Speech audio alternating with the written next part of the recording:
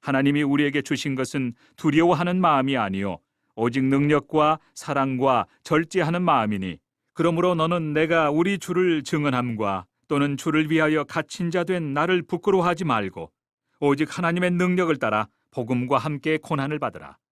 하나님이 우리를 구원하사 거룩하신 소명으로 부르심은 우리의 행위대로 하심이 아니요 오직 자기의 뜻과 영원 전부터 그리스도 예수 안에서 우리에게 주신 은혜대로 하심이라.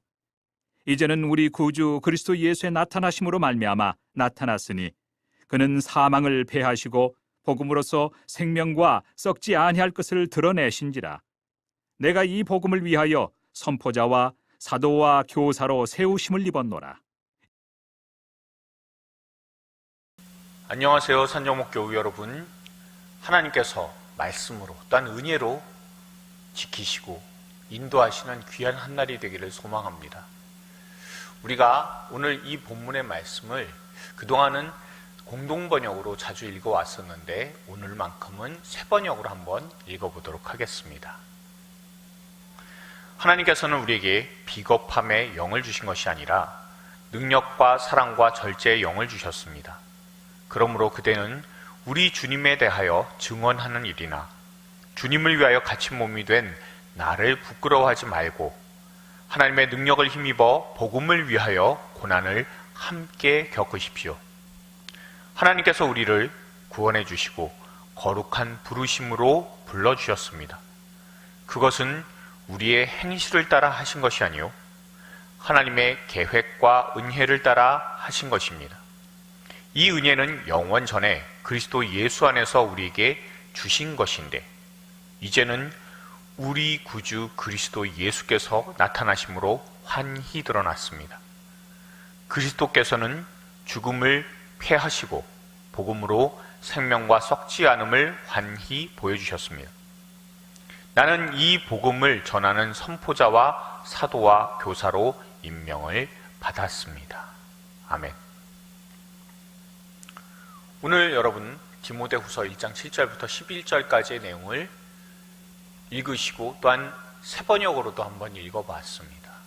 여러분들께서는 이 단락에 대한 제목을 어떻게 붙이시겠습니까?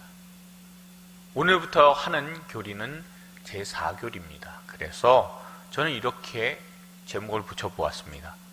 불가항력적 은혜, 저항을 넘어서는 성령의 은혜라고 그렇게 제목을 한번 붙여보았습니다.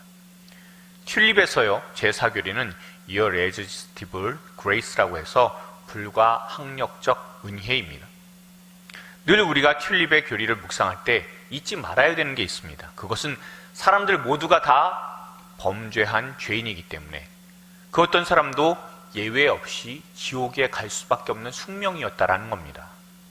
그런데 하나님께서는 긍휼을 베푸셔서 구원받을 사람들을 선택해 주셨고 자신의 나라에 드리기로 창세전에 결정하셨습니다.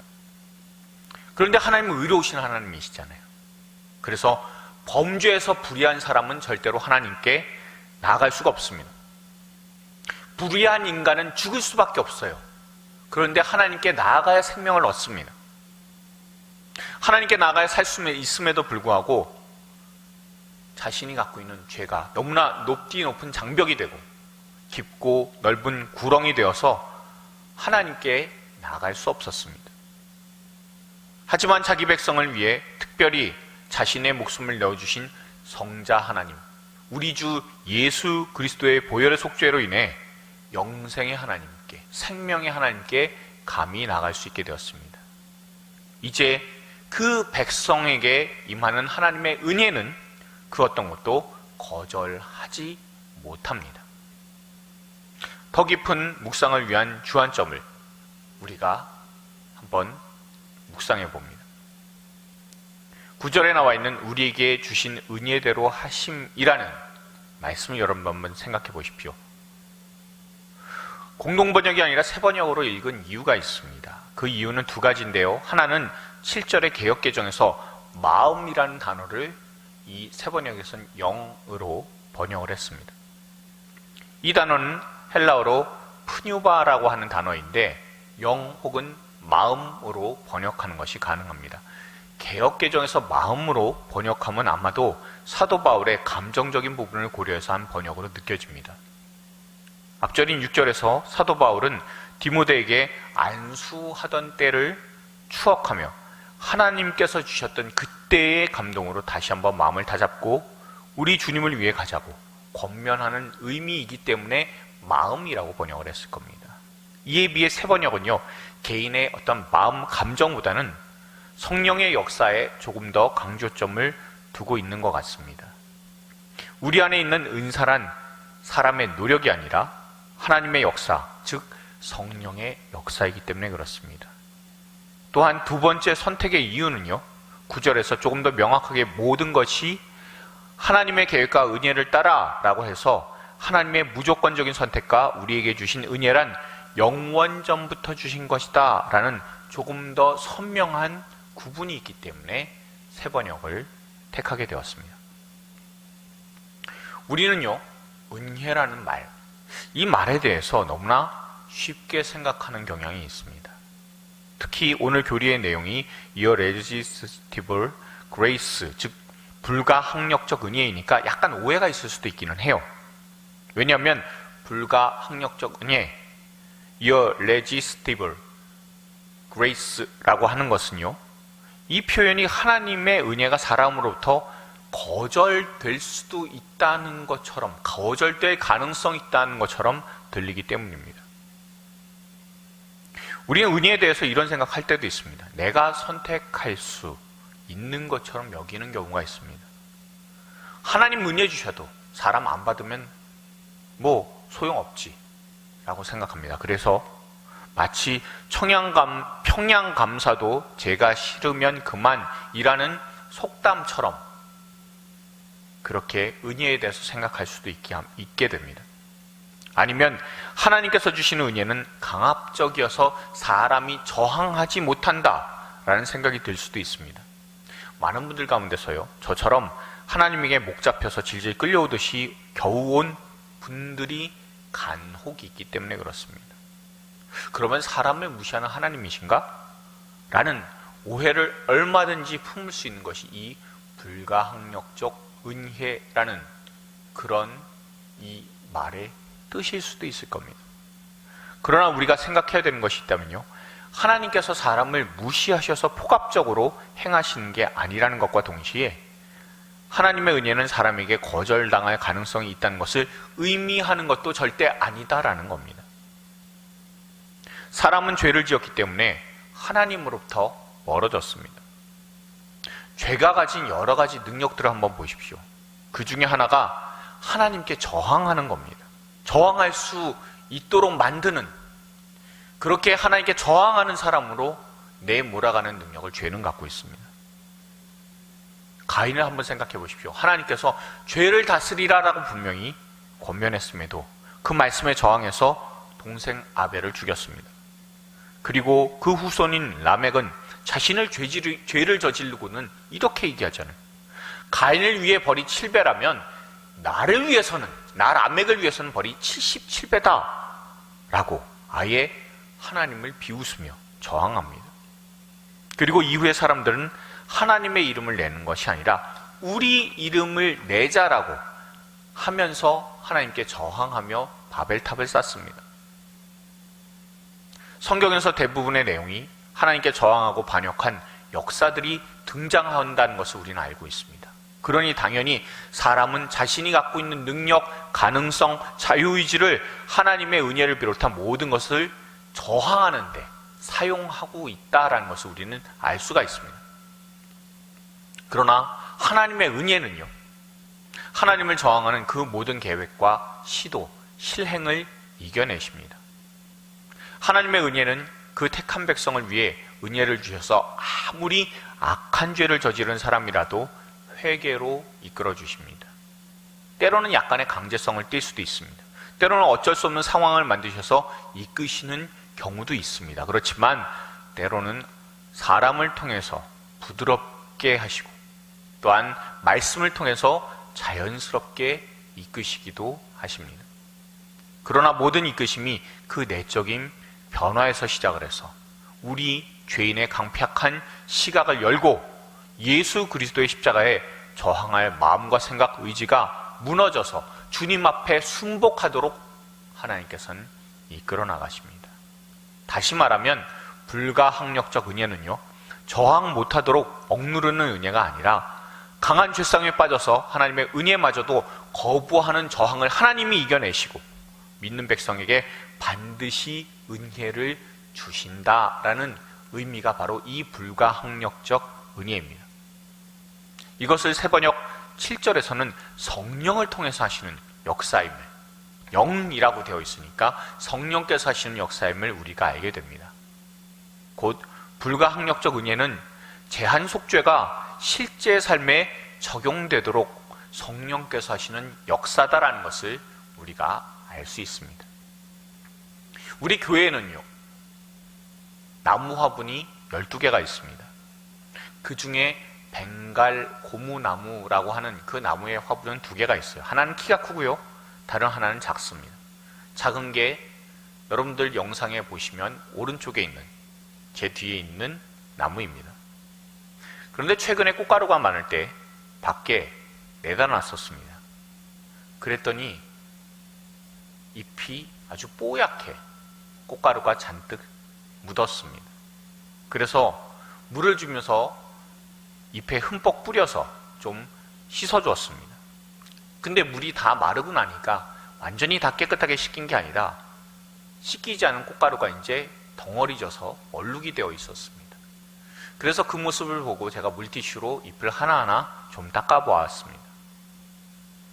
그런데 닦으면서요, 잎을 보니까 여기저기 상처가 있거나 아니면 잎이 좀 시들었거나 아니면 약간 벌레 먹은 듯한 그런 모습들의 잎이 좀 있었습니다.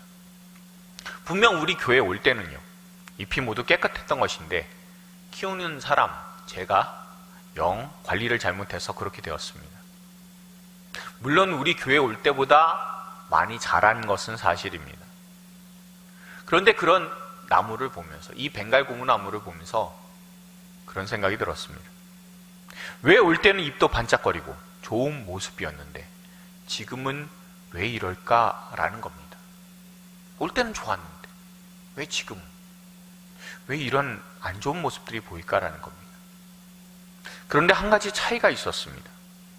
오기 전에, 우리 교회에 이렇게 오기 전에 화원에 있을 때는 이 나무는 상품이었습니다. 아마도 그때는 관리를 받았을 겁니다. 조금 안 좋아 보이는 상품성이 떨어지는 잎들은 다 따고 제거하고 그리고 가지는 정리하는 등의 모습이 있었기 때문에 깨끗한 모습이었을 겁니다. 그러나 이제 상품이 아니라 개인 소유물이 됐습니다. 물론 상품일 때처럼 상한 나무잎을 떼내고 가지를 자르면 예쁘게 단장도 가능할 겁니다. 그렇게 하는 게 제가 귀찮아서 안 하는 것도 있습니다. 그렇지만 그냥 있는 그 자체인 이 나무를 예뻐해 주기로 했습니다. 조금 시든 이파리가 있으면 어떻습니까? 조금 상처가 좀 있으면 어떻습니까? 그냥 있는 대로 사랑받으며 살아가게 되느냐, 아니면 이파리가 뜯기고 가지가 잘려나가면서 예쁜 겉모습을 보며야만 살 수 있느냐의 차이는 소유물과 상품의 차이일 겁니다. 저와 여러분이 가지고 있는 무서운 죄성이 있습니다. 하나님의 은혜에 저항하는 그 죄성이 있음에도 불구하고 우리가 저항하는, 그 은혜에 저항하는 모든 계획, 시도, 실행을 이기시고 역사하시는 성령 하나님의 그 놀라운 은혜, 너는 내 것이라라고 분명히 역사하시고 또한 십자가의 속죄를 적용시켜 주시는 그 은혜는 우리가 상품이 아니라 하나님의 소유다라는 것을 분명히 보여줍니다. 우리의 있는 그대로를 사랑하시고 이끄시는 하나님의 그 모습과 마음이 그대로 담겨있는 교리, 이것이 바로 불가항력적 은혜, irresistible grace라는 놀라운 교리입니다. 묵상을 위해서 질문합니다. 첫 번째로, 당신이 받은 은혜 중 가장 마음에 남는 것은 무엇입니까? 그리고 당신이 지금 받기 원하는 은혜는 무엇입니까? 마음에 남아있는 은혜하고요, 받기 원하는 은혜하고 차이가 있다면 그게 무엇입니까? 그리고 이 두 가지 은혜를 비교해서 묵상을 한번 해보시기 바랍니다. 또한 두 번째로, 당신은 하나님의 은혜에 저항한 적이 있습니까? 그 결과 어떻게 되었습니까? 이때 당신이 체험한 은혜에 대해 당신은 어떻게 평가할 수 있습니까? 여러분, 꼭 기억하시기 바랍니다.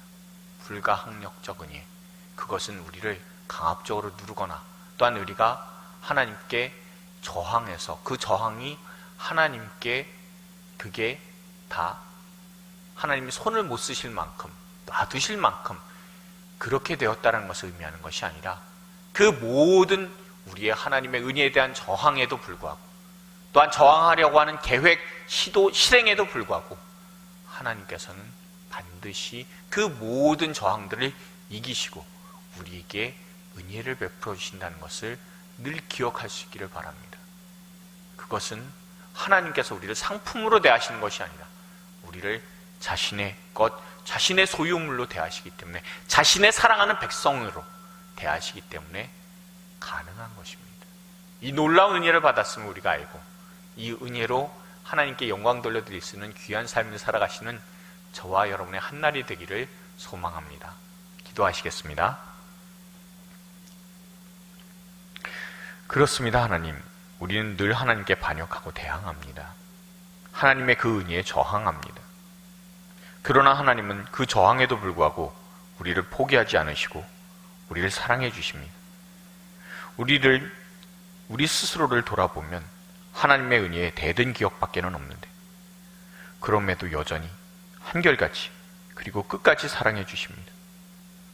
우리가 반항할 때마다 예수 그리스도의 십자가가 떠오르게 하시고, 우리가 죄사함을 받은 하나님의 백성임을 늘 일깨워 주십니다. 주변에 하나님께 대항하는 상황이나 때로는 우리의 쓴뿌리로 인해 우리의 믿음과 생각이 흔들릴 때마다 다함 없고 마름 없는 은혜로 늘 붙드시는 십자가의 우리 주님과 온화하게 이끄시는 성령 하나님을 기억하게 하여 주시옵소서. 그래서 늘 우리가 다함 없는 은혜, 마름 없는 은혜, 저항할 수 없는 그 은혜 안에 있게 하여 주시옵소서. 은혜로 함께 하시는 예수 그리스도의 이름으로 기도드렸습니다. 아멘.